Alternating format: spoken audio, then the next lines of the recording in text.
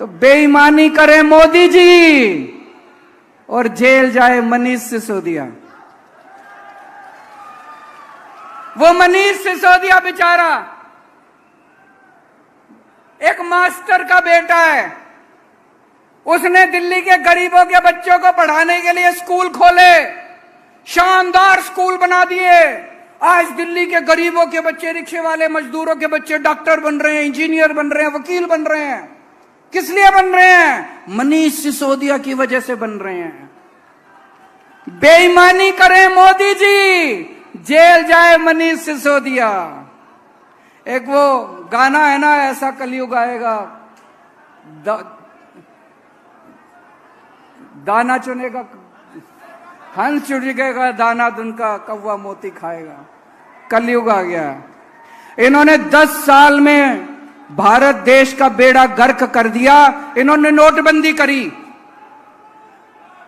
भाई साहब नोटबंदी करी इन्होंने, पूरे देश का बेड़ा गर्क हो गया। कोई फायदा हुआ नोटबंदी से? किसी का फायदा? कह रहे थे भ्रष्टाचार खत्म हो जाएगा, हुआ भ्रष्टाचार खत्म? कह रहे थे आतंकवाद खत्म हो जाएगा, आतंकवाद खत्म हुआ? अगर कोई पढ़ा लिखा आदमी होता, कोई पढ़ा लिखा आदमी कभी नोटबंदी नहीं करता। कोई पढ़ा लिखा आदमी नोटबंदी नहीं करता। मैंने एक इंटरव्यू देखा था प्रधानमंत्री जी का। इंटरव्यू करने वाले ने से पूछा प्रधानमंत्री जी से, प्रधानमंत्री जी आप कितने पढ़े लिखे हो? बोले मैं गांव के स्कूल गया हूं, बस कॉलेज नहीं गया। उनका भाषण सुना, भाषण में वो कह रहे केवल गांव के कॉलेज नहीं गया। दोस्तों मैं आज पूछना चाहता हूं आप लोगों से, भारत एक महान देश है। भारत का प्रधानमंत्री पढ़ा लिखा होना चाहिए कि नहीं होना चाहिए?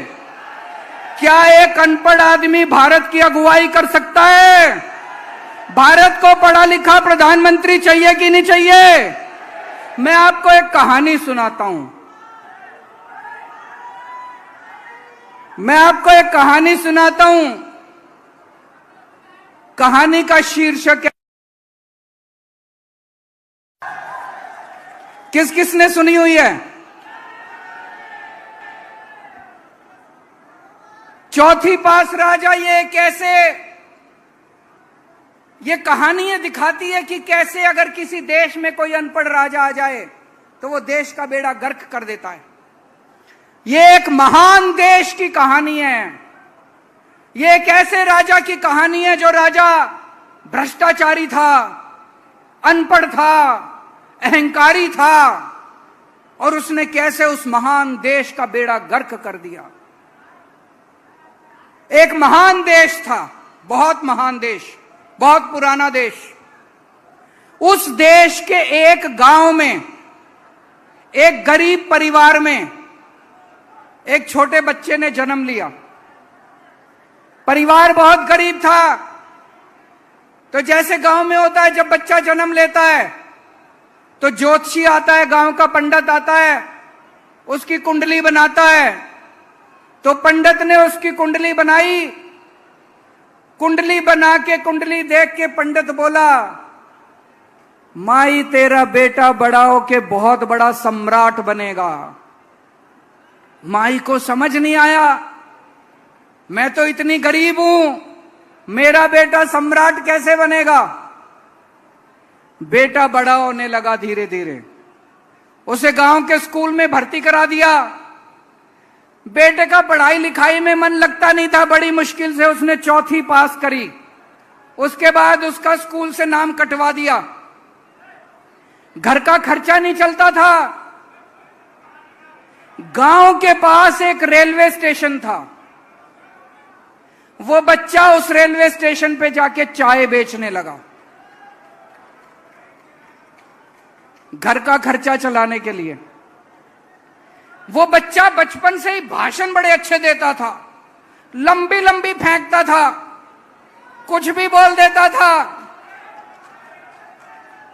गांव के लड़कों को इकट्ठा कर लेता और लंबे लंबे भाषण देना चालू करता। लंबी लंबी फेंकनी चालू करता। धीरे धीरे करते करते लड़का बड़ा हुआ और जैसा पंडित ने कहा था, कुंडली में लिखा था, लड़का उस महान देश का राजा बन गया। अब राजा तो बन गया, आता जाता कुछ था नहीं उसको, अनपढ़ आदमी था, कुछ पता नहीं था। अफसर आते थे, अंग्रेजी में बोलते थे, किसी भी फाइल पे साइन करा के ले जाते थे। राजा को शर्म आती थी पूछने में, उसे लगता था मेरी बेइज्जती होगी।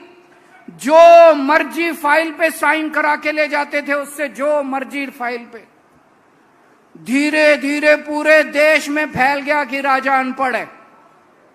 राजा को बड़ा शर्म आने लगी। एक दिन राजा ने कहीं से एक फर्जी डिग्री का इंतजाम कर लिया। एक एमए की फर्जी डिग्री का इंतजाम कर लिया। राजा ने बोला मैं एमए हूं। जनता ने खूब मजाक उड़ाया। जनता बोली झूठ बोल रहा है, सबको पता है अनपढ़ है। राजा को कपड़ों का बड़ा शौक था। एक दिन में 4-4 बार कपड़े बदलता था। 4-4 बार कपड़े बदलता था। एक दिन कुछ लोग आए राजा के पास, बोले महाराज, इस पृथ्वी पे आपके जैसा इंसान पैदा नहीं हुआ। भगवान ने आपको स्पेशली बना के भेजा है। आप नोटबंदी कर दो और देखो देश से भ्रष्टाचार खत्म हो जाएगा, आतंकवाद खत्म हो जाएगा। राजा बेवकूफ था, समझ तो थी नहीं। उसने देश में नोटबंदी कर दी भाई साहब। एक दिन 8 बजे रात को टीवी पे आया और उसने नोटबंदी कर दी। पूरे देश में हाहाकार मच गया। लंबी लंबी लाइनें बैंकों के सामने, लंबी लंबी लाइनें लग गई।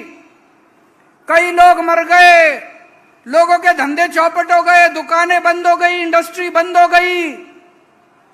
वो महान देश 20 साल पीछे चला गया भाई साहब, 20 साल पीछे चला गया।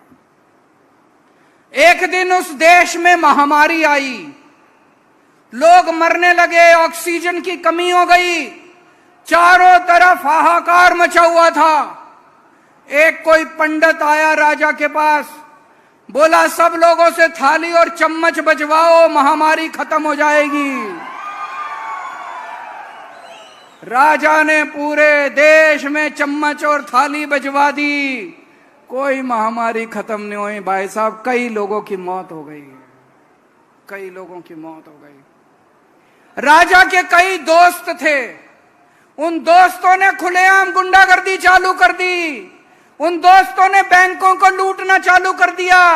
उन दोस्तों ने इधर उधर लड़कियों को छेड़ना चालू कर दिया। एक बार हद हो गई जब उस राजा के एक दोस्त ने उस देश की अंतर्राष्ट्रीय खिलाड़ियों को छेड़ दिया, कुश्ती की पहलवान खिलाड़ियों को।